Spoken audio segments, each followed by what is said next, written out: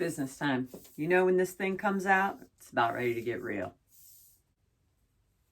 What's shaking, gang? I'm Brittany Ventura, personal stylist, and today I look like a tailor who just got done at the gym. Now, I wanted to take some measurements today and teach you girls how to take your measurements so that you can figure out what your body type is. Why do I need to know that, you might be saying? Well, I gotta tell you, knowledge is power, and knowing these measurements is helpful. Now, if you're that kind of gal who shops online and orders 3 sizes of a thing because you're just not sure what size you are in this brand, yada, yada, yada, and then you've got all the returns to deal with, this video is speaking to you, boo. The reason you want to take your measurements is because if you know the company's size range and you know your measurements, you can plug them right in there and buy the right size every time. Now we're going to talk about body types and body shapes, and some people are going to be thinking about fruits and rectangles and so on and so forth. That's what we're talking about. Who thought up these triangle / pear, all the things? I don't know, but that's what we're all familiar with, so I'm going to keep going with it. So if you're ready, get your tape measure. Mine, I swear to God, was a tailor for Michael Jordan or LeBron James. It's 120 inches. That's what he said. Okay, so start out. I mean, it doesn't matter because we're doing our shoulders, but I like to tell people to stand with their feet together and just great posture. So let's take it from the top. Let's do our shoulders. Get your hair out of the way and make sure it's laying flat across your back. So right there. And then pull it tight and make sure you're straight across. And if you are, look down, take that measurement. I put my thumb next to my skin. So I've got one thumb close to my skin, no other fingers. The others are on the outside of the tape. Does that make sense? Take that measurement. Now you're going to want to know your bust for women. Totally different set of numbers for men. But get the fullest part of your natural bust, probably right around the nipple line. Yep. So get it right around the back. I'm wearing workout stuff because it's so easy to take measurements wearing things like this. Better than in the nude, because you still want your tatas, yes. Okay, so right around that circumference. Make sure it's nice and flat and even. You see how mine wasn't? You have to stand in front of a mirror, or it's better yet if somebody can do it for you. All right, so get that one. And then you want to know your underbust. And I'll teach you a little trick. I used to work at Victoria's Secrets about 1 million years ago. Oh my God, how many has it been? You know what? Neither here nor there. So when we would do bra fittings, we would take the underbust, which is this, and we would take the full bust, which we just did. And the difference between those numbers, say it's 1, 2, 3, or 4, that stands for A, B, C, or D cup, right? So you go with this for me is 31. So I would be a 32. C. There you go. You're welcome. If you need to do an at-home quick bra fitting, that's what I would do. All right, what else? Oh, waist. So natural waist. This is not where your pants go, or it's the smallest part. That wherever that is on you. If you feel like it doesn't nip in at all and you're incredibly straight up and down, so be it. But somewhere lower rib cage is what I would say. So, your full ribs are here, and then those lower ones are right in there. And for me, that is my smallest part. So if you have a noticeable place, do that. If you do not, go around the lower ribs and take that measurement. Now we're starting to get an idea of maybe we've got some volume at the top, the shoulders and bust region, and then we are coming in and in and in with the under bust and the waist. Maybe you're seeing that these numbers are right in line with each other. Maybe. Or maybe you're finding that the shoulder and bust region was more narrow, and that the numbers are growing as you get to the underbust and the waist. Just be aware. That's all I'm saying. Okay, now we're going to do the fullest part of our lower half, wherever that is on you. It might say hips, it might say button thighs. I'm saying like on size charts with like online retailers, but wherever that is for you, pretend like this was like a hula hoop or something, and you had to be able to get all the way up and in this. So if that tape measure can slide all the way down and all the way up, then you have covered your largest part, right? So whatever that is, take that measurement. Now it's also good to know your inseam length, which is from the crisscross of your crotchal region all the way down to the floor. So start at the jean seam, if you will, or that top of your inner leg, and just run it all the way down to the floor and take that measurement. These things are critical to know so you are a more informed shopper and you don't have as many returns.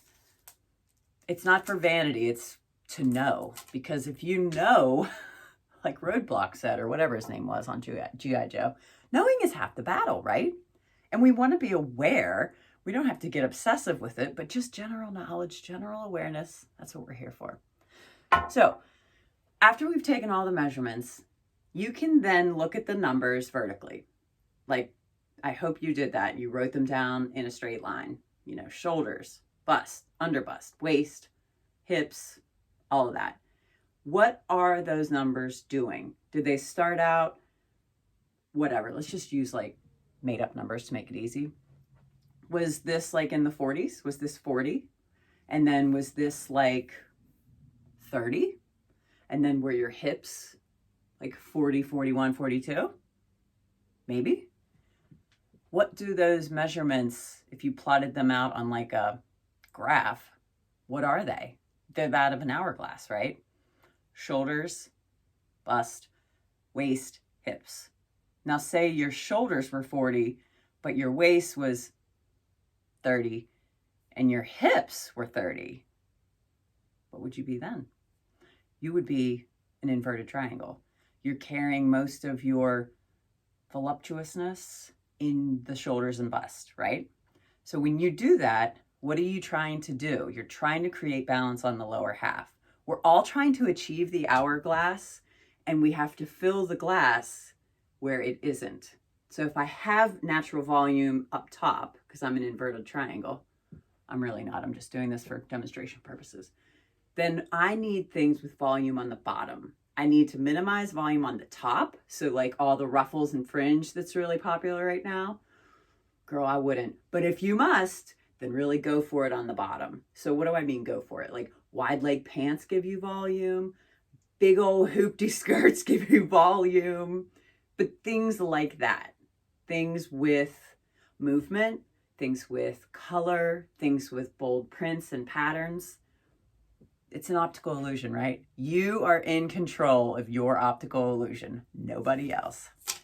All right, let's pretend that we are triangles, that we're like Jennifer Lopez and Alicia Keys, and I swear like 70% of the females in the world are a triangle body type. Not Marilyn Monroe hourglass. Most of the women in the world are a triangle. So this would be maybe your shoulders are 40, maybe your waist is 30, and then maybe your hips are like 45, 6, 47, 48. Do you know what I'm saying? So they're a larger circumference, they're a larger voluptuousness than your bust and shoulder region, and your waist comes in, but that's where you carry your volume. So these shapes, if you will, have always been your shape. They may have gone bigger and smaller, but their relation to each other have always been this way. Whatever ratio they are, they have always been that ratio. This is like half genetics and half lifestyle, but our shape is our shape. You can't change it up from like a triangle to a rectangle. You can be a triangle, a littler triangle, or a bigger triangle. Do you know what I'm saying? Does this make sense? Comment below, ask questions. You know I'm here for it. All right, what's another one? Oh, let's say we carry our weight in our middle. So our shoulders might be, let's say 30. Now let's say our middle is like 35. And then our hips are maybe 29, 30.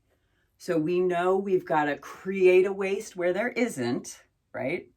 So things like paneling, belts,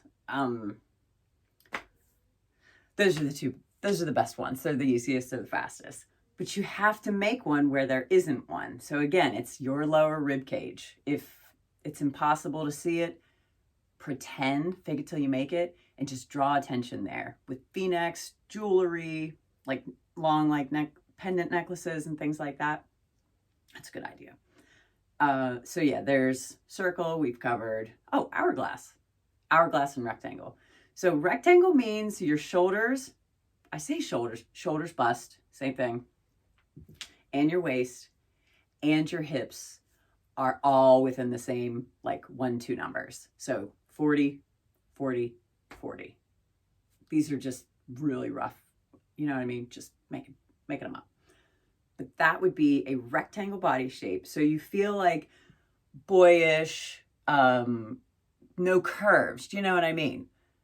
So you got to create them. So you can add volume with like the ruffles and stuff. You can do some volume on the bottom half, and then you make sure to belt. Everybody should be belting. Everybody should be drawing attention to the natural waist, the smallest part of your body, because that gives you the optical illusion of being an hourglass, like Marilyn Monroe, like Kim Kardashian.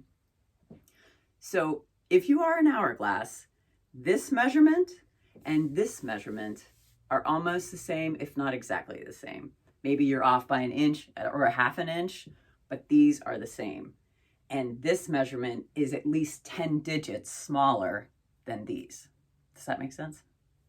So if that is you, welcome to the club. That's what I am too. It is proportionate. And that's what we're all trying to be, is in proportion, in harmony. So I hope this was helpful. If y'all need any style resources, head to my website. I'll leave a link below, but I got all kinds of stuff on there. Wardrobe checklist. I've got what we just talked about in like written form. So if you are more of like I got to do it, I got to see it, that might be helpful for you. What else is on there? Oh yeah, all my Pinterest boards. I love a good visual, so you know I'd be making them Pinterest boards. You might find something on there that you like too. And if you're new here, please subscribe. We'd love to have you. I'd love to have you. There is no we, it's just me. And until next time, gang, take care.